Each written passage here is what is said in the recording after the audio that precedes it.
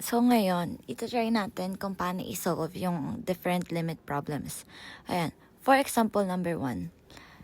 Limit 2x plus 5 over x plus 3 and x is approaching to 2 yan. So, ayan yung equation.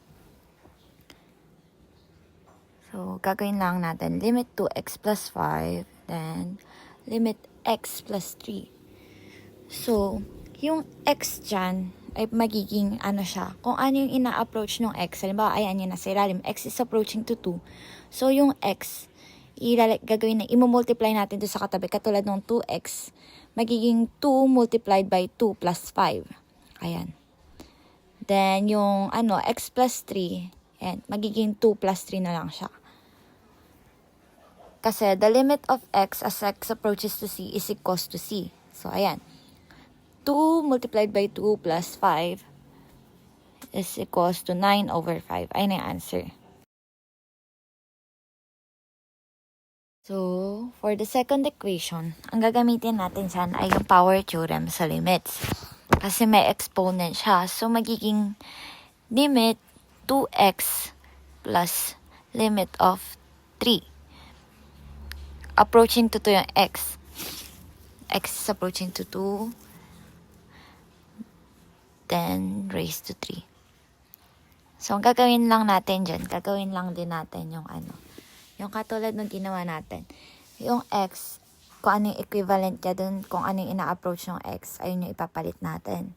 So, mamamultiply siya sa 2.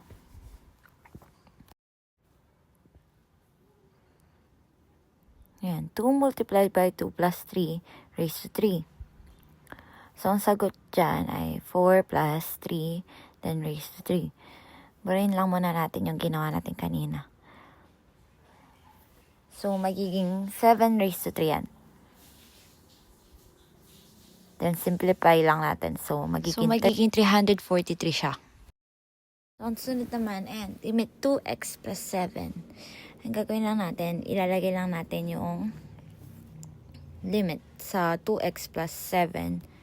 So, magiging limit of 2x plus limit of 7.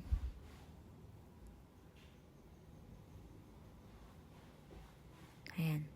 Limit x multiplied by 2 plus 7.